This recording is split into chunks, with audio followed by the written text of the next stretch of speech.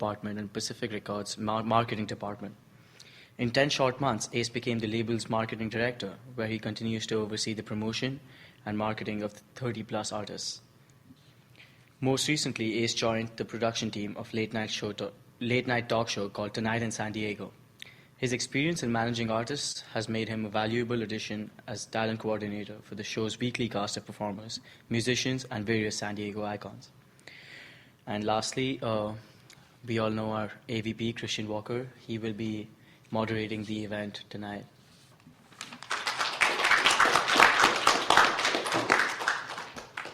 All right. Thanks for coming out. I wanted to open it up, give you an opportunity to sort of introduce yourself, talk about anything else you wanted to mention about your experience or why you're here tonight. So we'll start with Ace. Hi guys, I'm Ace. I am also a part-time coordinator with the University Events Office here at UCSD, so hello to the familiar faces. Thanks for having me, guys. He kind of covered a lot of these things for this. I just know that obviously everybody in the room here has a passion for music, and that's what got me started in the industry and has kept me in the industry, is the passion for music. I've been a production manager or promoter representative for some of the largest companies in the industry, Live Nation, AEG, and worked my way through all of them, landing on UCSD, which has been really a great experience in the last year and a half. I'm Florentino, like our man said, well, actually, our man over there said. I've been in the music business, I'm going to give my age away, since the 80s. So I started off when I was very young, and what I found, 3 things were key to being successful in this business: passion, commitment, and focus, with a little bit of boldness, which is really kind of goes a long way. So I encourage you guys to be bold with whatever you do. I've use that boldness to talk my way into record labels, executive offices, to put together companies where there wasn't necessarily the big funding or the resources to make something happen, and just using the creativity to kind of do that. In fact, speaking of that, Folly's a good friend of mine. So He mentioned that the other day. yeah. So the producer of the TV show he works on is a good friend of ours. In fact, we're doing stuff with them. So one of the things I will say for you guys right now here in this room, a lot of the people here you might see as they're just kind of ground floor, but these people are going to be growing to something big. To give you an example, one of my good friends in kindergarten grew up to be the guitar player for Prince's crew. He was with Earth, Wind, and Fire. And we were just sitting around in our garage playing around and jamming. I found that a lot of these people that I was growing up with have become something. And in fact, some of the people that have seen me grow in this business, they were pretty notable before, when I was that guy just kind of pulling on people's, their shirts saying, hey, can you give me some time to share with me your wisdom? They see me now as one of their peers, which is kind of an interesting thing. So know that the people that you might be more advanced than, keep in mind that they might actually step up, and then those people that you come in contact with, they might be your best friend, even though you're looking up to them saying, hey, this guy or this girl is doing something that's really, really influential. So with that said, I run Intertalk Radio, which is a network about the music business. So all of us there at the network are in the business. The people who talk on the shows, the hosts, they're all notables that are trying to share and pay it forward so that the next generation can come up and have some understanding of how this business might be working, because not everybody knows that yet. Well, actually, we're all trying to figure out what's the next step for this business. So that's pretty much it. Where do you get that, your radio show, Intertalk? Intertalkradio.com, or on the app. It's you download it, Android or iPhone, as my friend here. So, and then we've got 11 shows now. We'll be 40 shows by next January, and it's all about the music business, whether it be studio, whether it be players, whether it be marketing. So we've got a great show on marketing by the guy who pretty much wrote the book for marketing in the music business, well, at least in the music instrument business. So it's, just keep on it and be passionate. So cool. That leads Yeah. It leads nicely into one of the first questions. It's So what would you cite as your inspiration for entering entertainment or the performing arts field? Is that me? You can start. Yeah. Oh, okay. Well, my background is mainly in music, and I've been involved with music since I was 11 years old, I'd say. I was living overseas, and my dad got me my first guitar, and as an 11-year-old living in a foreign country, I kind of just immersed myself in it. And I latched onto it, and I kind of just became this musician over the years. And throughout high school and into college, I was in between bands and taking gigs as a performing artist. And about halfway through college, I realized I didn't have what it takes to, quote-unquote, make it, right? At the same time, though, the festival scene in North America was just booming. And I started going to these events, and it opened my eyes to this musical ecosystem, right, of producers and tour managers and agents that I kind of just didn't see before as a performing artist. It wasn't long before I realized some of these events were some of the best memories I've ever made, and I feel like I fell in love with music in a different way, and that's when I decided to go into festival production is what I'm ultimately trying to go to. So, yeah. That's big stuff. Thank you. Because that's where the money's being made right now. Is Yeah, in yeah, live performance. and if you study It's the only place business, money's being made. you study business. There's other ways. We'll talk about that. Yeah. There's people But you yeah. see that kind of are at the right age at the right time, and I've this whole festival thing was happening, and I was in my early 20s, and it just felt like it was something that I can get into. It was booming, and I'm working towards it. I actually had the opportunity to work with the Sun God team, which is by every metric the biggest thing I've ever been a part of. So I'm really glad to have worked with you guys for that. So we'll see what's next. What was the question again? What your initial inspiration was for Oh, how to get into this? Yeah, got it. Sorry, got lost in the story there. Well, I was just a music fan. I remember buying my first cassette at the age of 7 with my own money. I remember always having vinyl and listening to records in one form or another. It's making a resurgence. It is. It We actually were it just talking about outsold that all earlier. CDs this year. Yes, it did. The largest sales of hard music was through vinyl this year. That's crazy. But I never realized there was an industry. I quickly learned that I couldn't keep a beat or play an instrument, so I knew that wasn't going to be my way, and I went to culinary school. Thought I was going to be a chef. And then I had friends who worked in nightclubs and putting on shows, and I just started going and helping for free. They're like, hey, can you help cover this door or do that or do this? And quickly found a knack for it before I knew I was stage managing a club and started working with other promoters and going to outside worlds. And I was getting paid more in a single day to go be part of a concert with bands I liked than I was for a week in a kitchen.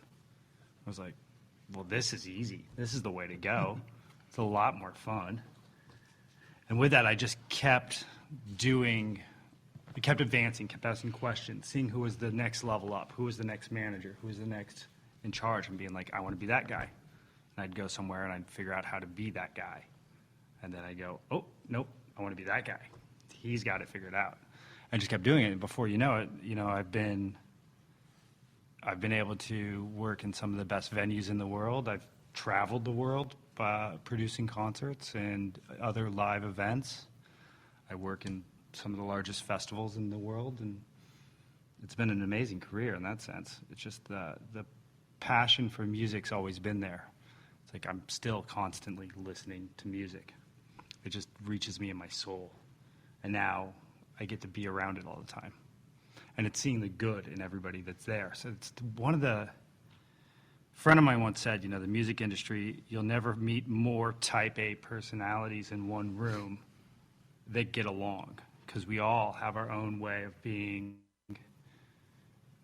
uniquely organized and efficient, Depends on what kind of fast-paced. organization. Well, but everyone has their own They're piece of different. it, Yeah. and it's where, a type A can be extremely organized in their mind Yeah. and the way they move boxes or load trucks in or see how a stage fits into a field, Yeah. without being able to do a spreadsheet, Yeah. And it's, I've met some of the best people and some of my best friends from a single day hanging out together because of the music industry and because of the growth in it. And that's something that I just keep chasing and loving every time I get to go out and do another concert, whether it's, I just came back from the 3 weeks of the desert with Coachella and Stagecoach, and every day in catering you meet somebody new who's fantastic. Yeah. And it doesn't matter the size of event you're doing. It can be, tonight we have a small film festival, not film festival, it's the Up and Coming Student Awards going on. So I have an event going on tonight, and it's like, even there, some of the students I've met on campus have been extremely inspirational for me. Yep. So that's kind of the rough of it. I guess it's me, right? I wanted to meet girls. That's kind of Yeah. that's you join a band because you're shy and you want to. But actually, no, the passion piece, like the gentleman here, though, start off early. I was this little 4-year-old wannabe Elvis. If anybody, hopefully people know who Elvis is. Little collars flipped up. I just singing music, and it just inspired me. At least from what my parents would say. Anytime music would come on, I'd want to sing. Turned out I was a better bass player than singer, so I kind of moved in that direction. But what I found was kind of like what you were saying there, is that I had a unique way of kind of organizing, and I realized a lot of the stuff I did was becoming a producer.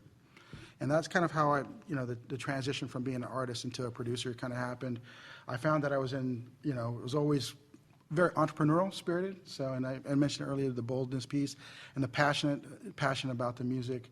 I was in a number of different bands, but I never could really focus in on being a great player or a singer because I always wanted to do something. I always wanted to be active, and I was trying to chase the dream before I could actually build the foundation. So I encourage you now, reverse that. Work on the foundation, master your whatever you're going to do. But it did lead me into different directions that I think are very key. As I mentioned, I started managing bands, and I started musically directing a number of bands at the same time.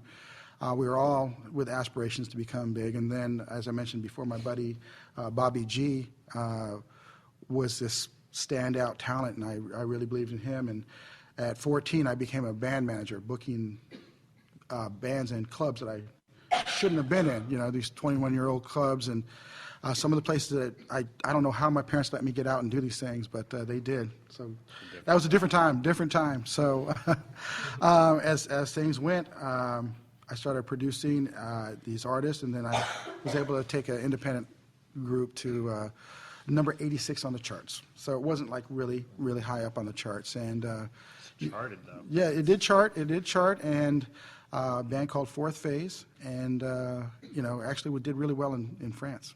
Go figure.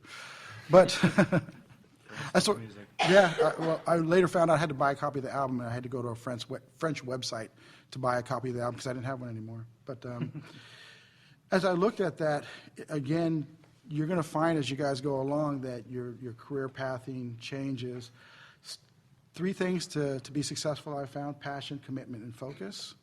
The passion piece, as we're talking about right now, is probably the biggest part, because if you're not doing what you love, you find life is not as rewarding. And I wholeheartedly encourage you to do that. So as I kind of went along, it led me to taking some time off from the music business, because that passion is also attached to a heart, and that heart can be broken.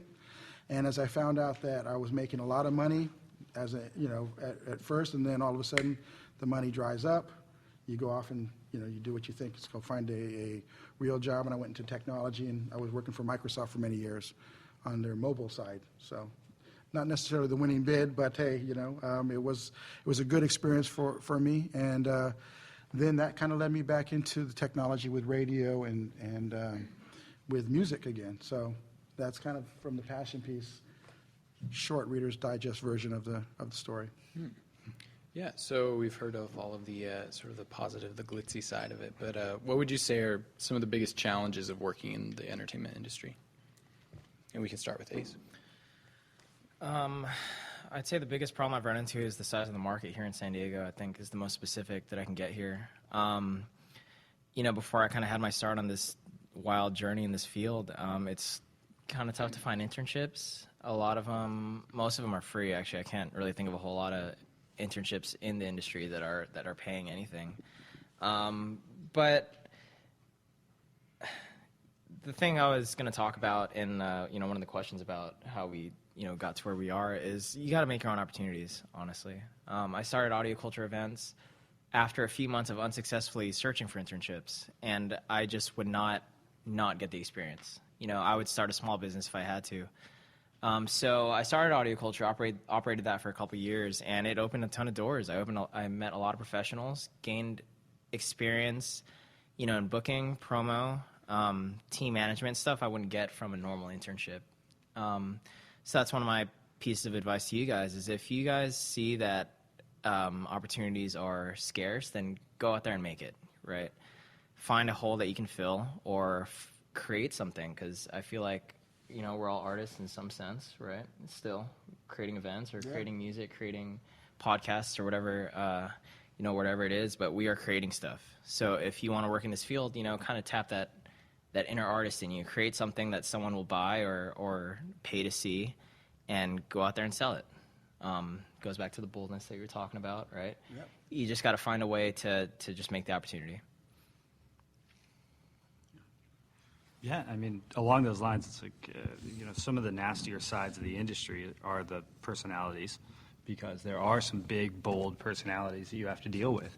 Yeah. And it's being able to have that thick skin to deal with them, too. Yeah. I've been yelled at by some of the best in the business and stood up and yelled right back because they were wrong. It's hard to have, doesn't always have the best code of ethics inside the industry. There's a lot of people who are all, like I said before, you have these type A personalities that are all looking out for their artists, their company, their individuals, a lot of times it can be a very selfish community because everybody's job is to look out for that one piece. Like in the years I was a promoter representative, it was hard. You're working for legends. I started working for Barry Fay in Colorado, which is before AEG, before Live Nation, before SFX. Every market was broken into individual names. You had your Don Laws and your Don Knotts and your Bill Grahams in San Francisco, Barry Fay in Colorado, Bill Silva in Avalon down here in this area, before it was all conglomerated. And they were individuals, and they were big, strong personalities. Each and every one of their books I suggest reading if you want to be in the industry. I used to give it to all my runners and my production assistants when they first started was Bill Graham's My Life Inside and Out of Rock and Roll, because it tells his whole story and the history of developing bands and developing an industry and creating what we have now. Yep. But these are stories of guys pulling guns on band managers over $100 cash buyouts for food, and that has gone away in a lot of senses. There's remnants of it left in the larger arenas, but those personalities still exist. There's still some big personalities. That's always been a big challenge, is that to make a show happen, you got to think of, at least that's the world I come from. I deal with live music. That's everything I do. So it's, you take an empty room, transform it, put 20,000 people into it, and then tear it away. So in that 18-hour day, you're going to run across 100 different people and their personalities and whatever baggage they're carrying through that day, no matter what it may be. And you have to find your own way to navigate, balance, and push through to finish a great show. It could be the lead singer's got a bad voice and won't go on. It could be that no vegetarian food showed up in catering and the bass player's upset, or, the production assistant just got broken up with and she's crying in the bathroom, or, it goes back to that old saying of the show must go on. And being behind the scenes and being in that management position of it, that is the ugly side of it, is when you got to figure out how to cut something loose in 30 seconds so that you can keep moving forward. And I always say that, I used to always tell everybody I worked with was, you got to remember, at the end of the day, somebody there, it's their very first experience ever in a concert, or a live event. And that person is going to, that experience they have is going to shape the way they view the next 30 years of concerts. They're either going to walk away loving it because everybody gave it their all, or they're a customer for life, or they're going to hate it and never want to go back to another concert again. So I always try to do the best I can from my piece of it to deliver on that promise, you know? Whether it's making sure the stage is the right height or there's no tripping hazards, it's a million little details that you got to think about to make sure everything's as easy as it can be. So there's some of them.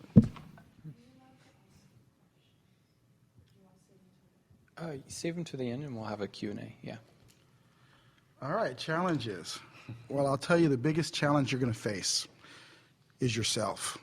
That's going to be the biggest challenge you're going to face because you're going to be self-doubting. You're going to have your insecurities, especially at your age. You're going to have your uncertainties. You're going to have a lot of people telling you that this can't be done because it's too lofty of a goal. It's too big a picture, or that's not a stable industry. I'm coming from a Filipino family. My dad wanted me to be an engineer. That was pretty much, you either are an engineer or a nurse. Yeah, I've been there. Yeah, you know about that, right?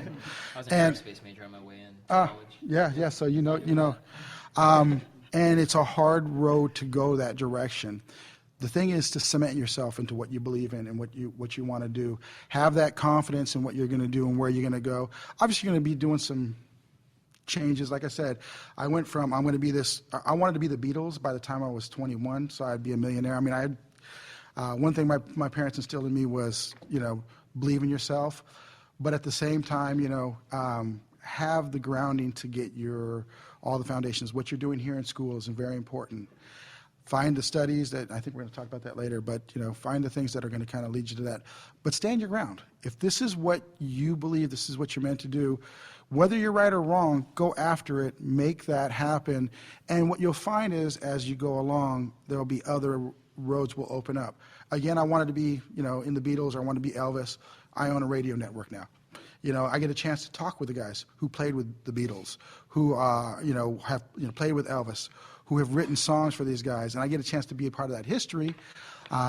So I think that's a pretty cool trade-off, at least for me. I'd actually, as I look back on it now, I'd rather do what I'm doing now than having been in the chaotic life that you have as a player. But that's the biggest challenge I think you'll find, because the rest of it's, people are people. You're going to have, you're going to have, as Ace said, you're going to have kind of a out-of-the-box kind of mentality to be in this business, because it's not like you're predefined. It's not like becoming an aerospace engineer. You know that if you go to this school, you do this thing, you go through here, it leads to a potential job at the end of the day. Or some of the other things that you would normally do as an engineer to go these courses. This one is, you kind of have to find where you fit, what is you uniquely. So I encourage you to kind of discover that along the way. Maybe not so much be set that this is what I'm going to do, but be set that this is the course I'm going to go, and then discover yourself along that path route. I think that's going to be probably the biggest challenge you face. And then maybe as an industry, the biggest challenge is the industry doesn't know what the hell it's doing right now. It really has. I've talked to some of the biggest people in the business. One of my friends, Ken Cragen, was on my radio show. And Ken Cragen, you may not know him, but he was the guy who was the manager for some big artists in the 80s, Lionel Richie, Kenny Rogers, and some going all the way back to the 60s. But what he did was We Are the World and Hands Across America, which is probably two of the biggest charity events ever, and he was the one who orchestrated that. And very simply on the radio, he said, no one knows. He doesn't recommend artists getting record labels or record label deals anymore. And his biggest thing was, whatever you do, make a splash. Get yourself noticed, especially now where there's just a clutter of what's going on. There's just a whole lot of noise that's out there with music, with jobs. Find your place, like Ace has done. Make your place. So that's the challenge I think you guys have to really look at, overcoming those inner demons that we all have. Because, again, it'll tell you to go to work at Microsoft at some point, which was a great experience for me. But, if I would have stayed the course and not had my self-doubts and industry doubts, I probably would have been, it would have been a different route, but I probably would have been more music through the next 15, 20 years of my life instead of taking that little side road to technology, which then again, sometimes it helps out, so. What would you say are the biggest rewards that you've experienced working in entertainment? A lot of free stuff. You get to meet cool people. A lot of free food at the end of events. But really, I feel like if you have what it takes to be in this industry, which is honestly just a relentless work ethic and a lot of patience, the reward is in the work. I feel like Tiffany, who's on the festivals team that I worked with, I feel I can attest to this, but when we had Synagogue a couple of weeks ago, there's kind of a moment where I'm standing on the field and just looking around, and I feel like Tiffany, maybe you had a moment like that where all the frustration was just like, is worth it, right? Maybe it was just me. But again, you don't get into this kind of work for money. You get into it because you love some part about it, whether it's music, television, theater, film, whatever. It's what keeps you going. So the reward really is in the work. Otherwise, I wouldn't have done so much free work to kind of get to where I was. But, I wanted to help create, whether, on whatever medium. So it's been rewarding for me every taping of Tonight in San Diego or every new album from Pacific Records. It's rewarding knowing that I created something that someone will enjoy. I believe that art is like a human necessity. It's something that we need. So we're in this business and we get to share these things with people, these experiences, whether it's an event or a taping or a podcast that people get value out of. So yeah, the reward is every day that we're grinding and sharing these experiences with people. That's the reward. Cool. I totally agree with that. It's the best thing about it is that end of the day when you're sitting there and you're looking at an event and you're like, I had a piece of making this happen. Like I know somewhere somebody's life is changed because this just happened, and I had a piece of it. That's always been a reward to me. And the other thing is just seeing the truck doors close and see it go away. The completion. And bye. I did concert tours when I was younger, so I understand that whole experience, man. This stuff. Meeting girls. No, I'm just joking. You were the bass player. Yeah. Sorry. Yeah, I don't meet girls. I'm the bass player. That doesn't happen, right? That's not part of what we. What is that joke? Yeah. I remember the joke. So the lead singer, he's got 4, or female, they got 4 people that they're into. Guitar player gets his 2. Drummer has that one special one. The bass player has his bass. That's just kind of what we get. So, but yeah, I've seen that meme. No, the one I was thinking of was how do you get a bass player off your front porch? Give him the money and take the pizza. There you go. That's it. That's us. Or give them a radio network. That'll work too. It's even better. Yeah. So honestly, the biggest rewarding thing is being able to make, like what these guys are saying, but really you get a chance to make a difference in people's lives. When as a player, when someone says a song that you wrote or you produced had a real positive impact on their life, that's special. That's something that is very unique to our industry in many ways. Something that you've created that's come out of your mind, or something that you put your heart to try to figure out how to make a concert, you're moving people. You're making a difference in their lives. And that's kind of why Intertalk came about, is we wanted to have the musicians have a voice more than just what you would see or read about in your typical Rolling Stone or XXL or whatever magazine that you're reading, that you kind of, that we as musicians would be able to express ourselves in such a way. So I think that's probably the biggest rewarding piece to that. And then it's just freaking cool to be in the music business. It's fun. You get a chance to, like you said, experience things that people only dream of. And you go to places, tour, like if you're on tour, see places in the world and see historical events. In my particular case, I get a chance to talk to people who have made a difference. I've had people talk about how they gave the stage to Jimi Hendrix the first time in the UK. And that was a buddy of mine, Brian. And then when you get a chance to hear what it's like, Robin Flans, who at 14 years old, going back to the Bold piece, she wanted to be a journalist, and she wanted to be close to Paul McCartney. So she was able to finagle her way as a journalist to get into to interview the Beatles. Well, Paul McCartney specifically, because she had a big crush on him. But, you know, those kind of things, and you hear that firsthand from these people, or what it was like to play on the record for Daft Punk, you know, and, you know, taking a picture of the guys in Daft Punk and them saying, no, don't put that out, no one knows what we look like. You know, that was Nathan East, who's a UCSD graduate.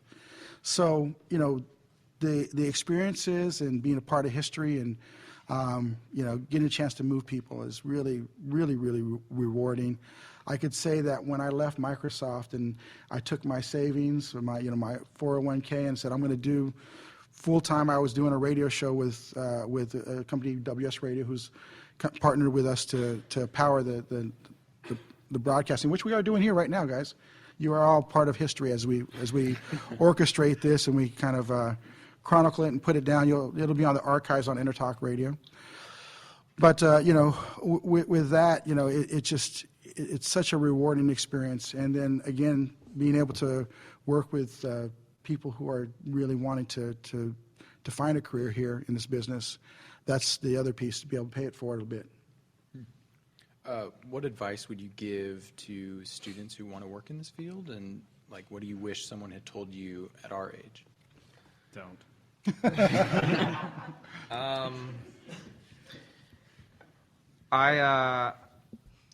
You know, whatever path you choose to go, or whatever path you choose to get into this industry, it's ultimately a people business. You know, whether you work in music or film or radio, you're dealing with people all the time, every day, in every respect. So learn how to handle people, learn how to communicate with them, learn how to resolve conflicts. Like I would advise, like, actually reading about it. Teach yourself how to deal with people. Another thing, man, I was just thinking about it. I forgot. Another thing is just don't stop. Really, I know it's cliche, but the other half of the whole never give up thing is be very strategic about it. You know, be very strategic about how you spend your time, your friends, the people you meet. You know, time is your biggest, your most valuable asset. And depending on how you choose to build your network and how you choose to spend that time will ultimately lead to, you know, bigger opportunities. And yeah, that's my answer. Advice into getting into and staying in the entertainment industry. You know, it's tricky because, like Ace is saying, it's such a people person, and it is it's a petri dish. You almost have to know somebody in a lot of aspects to at least open that door for you a little bit so you can get that first step in. Once you get that first step in, take full advantage of it. Meet people, develop contacts.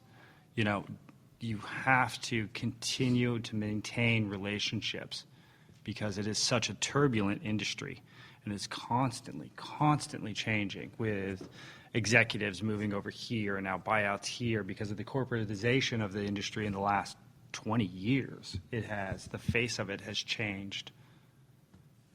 It's almost unrecognizable of what it was 20 years ago with the influx of technology and companies, like I was saying before, being bought out and now becoming one massive conglomerate. It's grown from the mom and pop shop where you could just go down and say hi and get a job to the full corporate spectrum of it. Like I said, find any way in you can if that's what you want to do. You know, I know a girl who wanted to work for Lucasfilms. That was her dream. She wanted to work on the films. She found an internship in the law office, secretarial, like somewhere totally sideways from what Lucasfilms was, but that was her door in. She found that internship, she got it, and from there, you know, she's now working on Star Wars. She was able to move her way over to where she wanted to be. And that's it. If you have an idea where you want to be, you can get there. Look for every avenue possible because you'll meet people that were there but didn't like it. And they can introduce you to that person, to this person, and you just keep that good faith and momentum going. And you can get a lot of places, you know. Stay positive, learn all you can, and, you know, like you were saying earlier, you never know who's sitting next to you that could be your way in or could be your next boss. You know, each one of us will all grow. I mean, I have people in the industry that I considered brothers and sisters, and they're spread out throughout the world. And I probably haven't talked to them in a couple of years, but I know I could call up any one of them, and they would help me out because of those relationships you build now. The other thing is just being tenacious. You want it, you got to go get it. Nobody's going to give it to you. You know, I don't know if anybody here's, you probably know Redman. Yeah. Steve Redman, I've been listening to his podcast, Yep. Redman Live, and it's like, he's got that saying, you know, you don't get it if you don't ask for it. Yep. That's the other thing. You want it, you got to ask for it. You're not always going to get a yes either. You're going to get a lot more no's than you're going to get yeses. But if you don't stop asking, you're going to get that yes. It's going to help you step towards where you want to be. That was the other thing, is saying yes. I know a lot of people who wanted this career and wanted to be in the entertainment industry, but didn't get anywhere because they put, at a low level, they prioritized other things.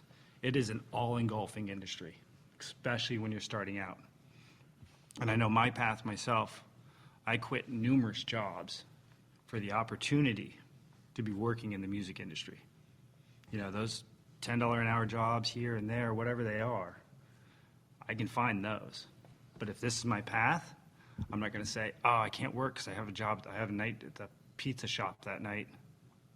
I'd be like, no, I'm going to quit and I'm going to go drive Brian Setzer around because that's where I want to be, not at the pizza shop. So think about those priorities in that sense too. Yeah. For moving forward, at least. That's like, that lays your foundation. Then you meet people. You have something to back on. You have, at that point, then you have experience in the music industry. And when you have that experience, you can build on that experience, and you're nothing but adding to that foundation. Till one day you're like, oh, no, I can't do that job. I want to spend time with my daughter. You know, you have to say yes a lot before you can say no. Good stuff, right, guys? These are all good things. So kind of summarizing what I'm hearing here is kind of what I alluded to earlier on. Passion, talking about have your heart, go out and do things boldly. Don't take no for an answer, that kind of stuff. You know, just know what you love, know what you want to do. Commitment, making sure that through it all you have a thick skin, that you don't have to succumb to anything there. And then I'm going to talk about focus, because that's the toughest one there is, because life is filled with distractions. Who here has homework? Everyone has homework, right? You have bills if you're not living at home, or if you're living at home. You've got friends, you've got all these other things. These are all important things in your life, but they also can take away from where your head's at while you're going through this process, and that's going to be a tough thing. So you really want to make sure that you always have your eye on the big picture, as well as managing and being a good steward of your life. Make sure you plant all the seeds right. Make sure that you lay foundations. But always look at the big picture, because what ends up happening is it's so easy to get wrapped up in the details of right now. You got a girlfriend or boyfriend that you're having problems with, or you got a teacher that may not like you. And those things will make you feel a certain way and potentially take you away from what you need to focus in on. Keep that focus piece as your guiding piece. Have a big picture. You know, have a strategy on how you want to do this. Like I said, I kind of had a really big picture. Again, I wanted to be the biggest band on the face of the planet, and that wasn't necessarily my call. But I get a chance to do something really cool in the radio space that helps to power maybe the next Beatles, maybe the next Elvis, maybe the next Bruno Mars, whoever it might be. And that's really exciting to me. So have a big picture. Keep that focus really, really, laser that focus, because that's what's going to get you to anywhere. And that's not just the music business. That goes for anything that you're going to do. A relationship, it's passion, commitment, and focus. Your education, passion, commitment, and focus. That's how you're going to succeed. Hopefully you have some ethics, honor, and integrity to kind of go along with that, because the other side of the coin with focus is sometimes you forget to do the right thing because you want that thing so much. But, pick your battles with all this too. That's the other thing. Know what the priorities are, family, people. One of the things one of the people asked me, how come you're able to get some of the interviews that we have of some of the notables that we had, or people signing on, because I love people. And you build relationships like what we heard here. And you build relationships not because they can give you something, but because they're just good people. And at some point, you never know when they're going to come back around in your lives and be able to make a difference to you. So you kind of look at it that way. But at the most part, you just try to be a good person as you go along with everybody that you come in contact with. And you find your buddy that you played music with in kindergarten, and, well, we didn't play music at that time, but that you grow up, that he's now, a pretty major player in the business. Or, somebody that you meet along the way is now, I'll give you an example. A buddy of mine, Michael O'Neill, he is a guitar player for George Benson. I don't know if you guys know who he is, but considered one of the greatest guitar players of all time. And Michael has a son who wanted to be a musician as well, and his son would do all these different types of stuff. And Michael's again a traditional organic instrument player, but in comes this kid who's got drum machines, he's got turntables, and he's making some really interesting beats. And it's like, wow, there's something about that kid that's kind of special. And that kid turned out to be Skrillex. So so he's in his garage is this kid making beats before he's Skrillex, and that's what and he just happened to be a friend of his son's. So you never know who's going to be there with you. And again, at that time, his son would have been like, that's George Benson's guitar player, who's considered one of the greatest guitar players. So be kind to everybody. Make sure that you do the right thing. Passion, commitment, focus. That's my suggestion, and that'll work for you. If you don't even do music, that will work for you pretty much through anything you would do. I feel so inspired. Well, thank you. You're inspiring to us too, Christian. Standing up in front of all these people, being able to be the moderator. Oh, that's what I do. So we have some time left. We'll go ahead and open it up for a Q&A. If anybody has any questions for the panelists. We charge for the questions, though. I'm joking. It's music industry. You got to make a nickel Yeah. everybody can. Yeah. So I'm interested in working in the industry abroad, specifically in Japan. So I'm just wondering if you have had any experience working with other countries. You mentioned France, and like how often that comes up, or is it usually just kind of Baby metal. That's all I got to tell you. I'll go ahead and repeat the question just so it shows up on the stream. Yeah. Recommendations on or experiences with working abroad in the industry, especially in Japan? In Japan, yeah. Well, I know you've probably traveled more I was in the in business. Japan last year. Yeah. Japan's got some of the best production teams in the world. They're so They take it seriously. very good. What do you want to do specifically? Like, what direction in the industry are you trying to go in? like artist management or something? I'm half Japanese, so I speak it. Okay. So I want to work. Well, you already have a bonus going in there. But you want to figure out how to use this and then take it to Japan, or go to Japan and start in the industry. Either way, one of the others. You've brought up a lot about like making your own path. Right. I just hadn't really thought about. I was looking for what exists now, but like you're saying it has changed so much. It's changing. Well, it has, but artist management's not that much different than what it was. And artist management, in general, from my understanding of all my friends who are, they find a young band that they believe in. Usually it's they're friends with it first, their first managerial band. And they start managing that career of that band. That's how I think some of the biggest managers out there started that way. They were the guy that could organize, or gal, could organize their friend's life. because the majority of artists are much more creative and free-spirited than the managers. They're usually the ones that are organized. They can handle the money and the travel coordination, that type of thing. So I would think if that's the direction you want to go into and you want to take it international, I would find a management company or an agency that has both a U.S.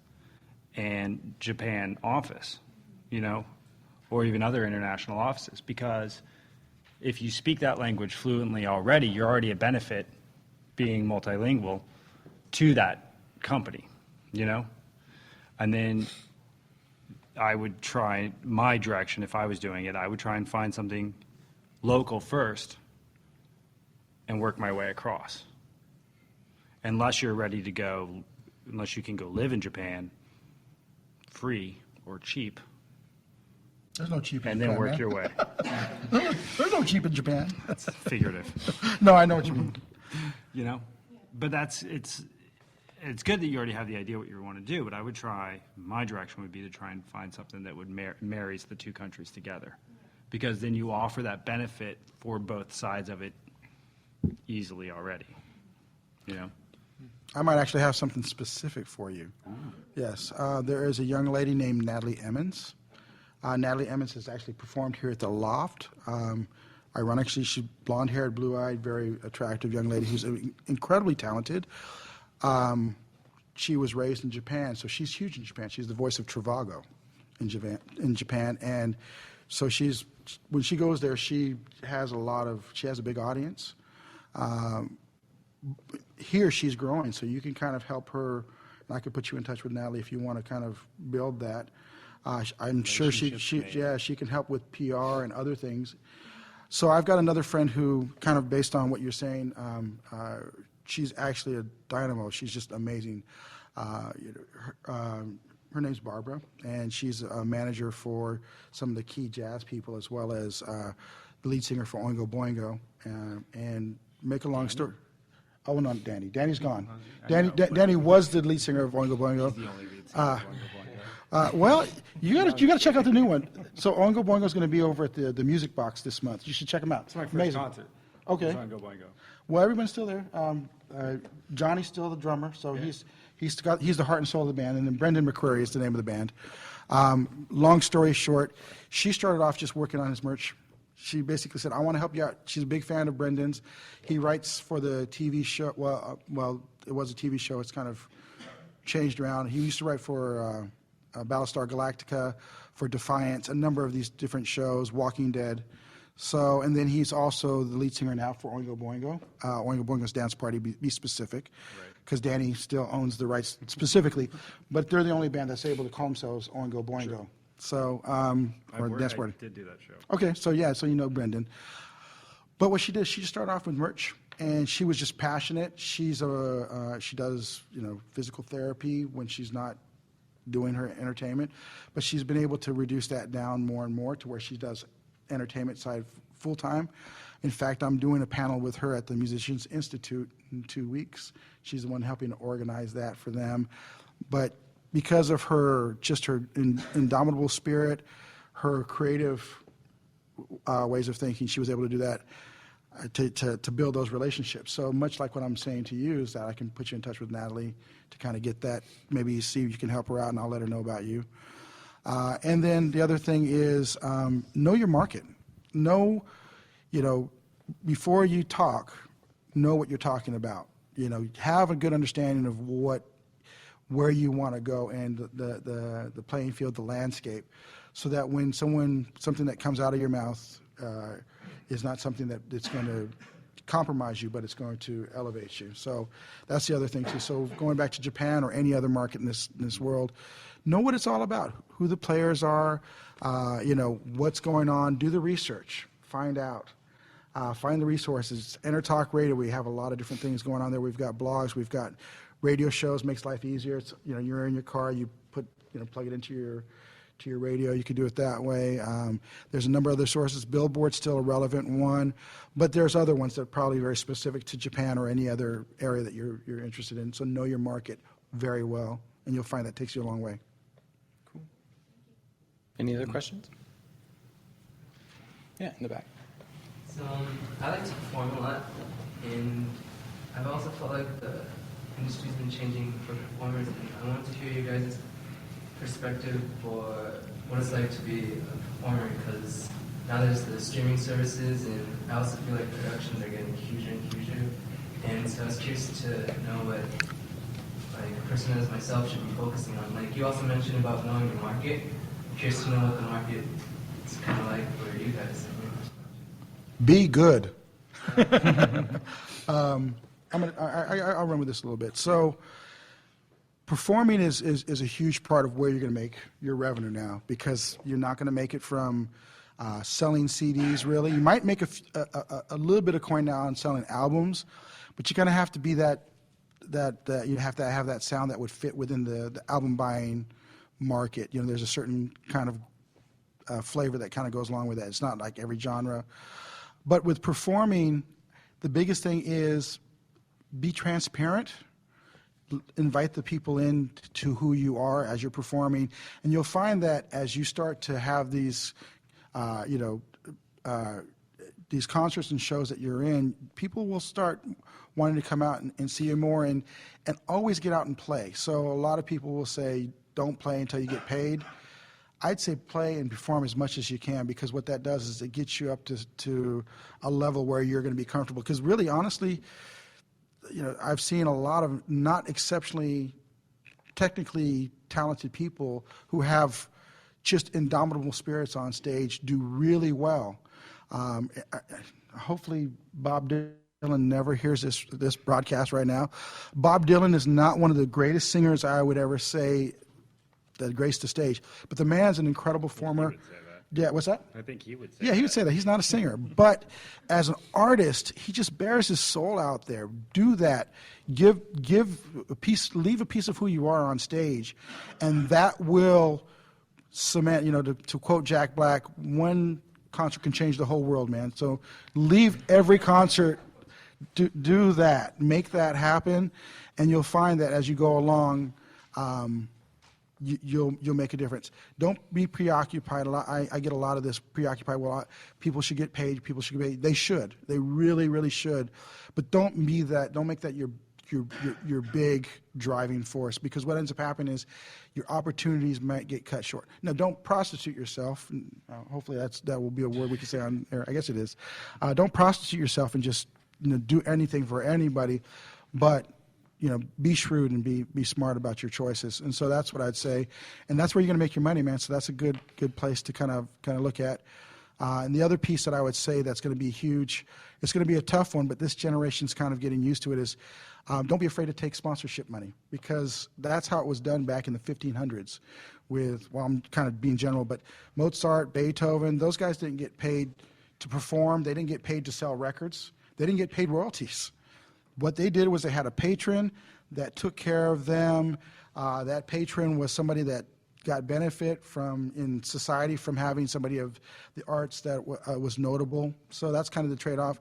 In this particular case, and what we see is going to be a big driving force in this business. That's why I was mentioning it's not necessarily always about performance. There's going to be an endorsement pieces. So, make friends with the companies.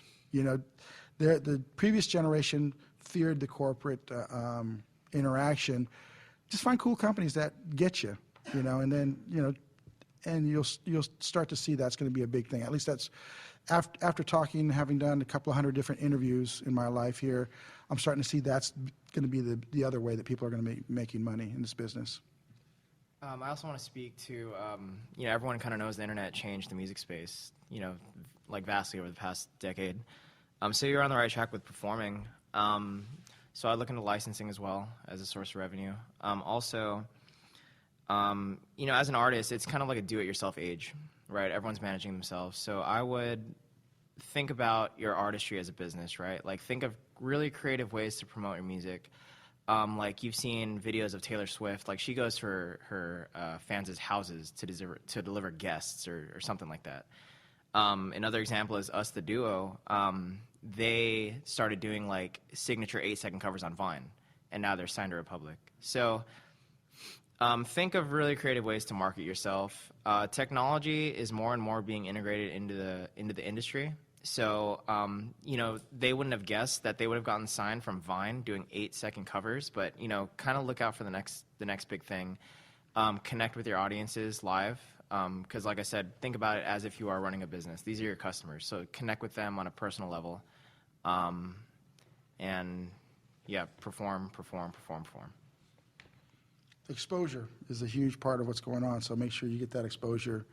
And then, kind of again, quoting Ken Cragen, do it big, because you got to cut through the noise. You got to make your splash. Especially in today's world with the internet, where anyone with an instrument and a camera can just be online. It's tough online now. And always bring a cat into whatever YouTube video you have. That'll always guarantee $1 million. I'm just joking. So. Did you want to add anything? Go play. Go play. Get on his stage. You know? You Well, know, I mean, that's it. You just get business out there and stages. play. You got to get to that point where you are invited. You develop your own following. You know, every artist in history, when you really read back on what they did in the beginning, you talked about the Beatles earlier, they played, 32 shows a week in Germany? They were doing these, 20-minute sets, but they were playing constantly. Yeah, like 6 days And a week. all it did was, 7 days a week, 3 shows a day, plus. All they did was play, and it just refined their skills. Not only you get extremely comfortable playing your own music and your design and what you're creating on stage, but you're comfortable doing it in front of people as well. So that it seems second nature by the time you're up there, when you really get to that level of being larger. If you're a musician in that sense, the more comfortable you are on stage, the more you can interact with the people, the more the people like you, the more they tell their friends, the more people that come to see you. You know? Yeah. It's not just raw talent, as much as that helps with everybody, but I think really getting out there, being in front of it, and being comfortable helps. And the only way to do that is play. Connecting is the key, because that's really what it comes down to, is that connection. Well, it looks like we're right out of time, but we have some snacks in the back. Everyone's welcome to hang out, hopefully chat more with the panelists if they're willing to stick around. Be here if you have any other questions. But yeah, thanks so much for joining us, guys. Thank you guys. You guys. Awesome. That's a wrap.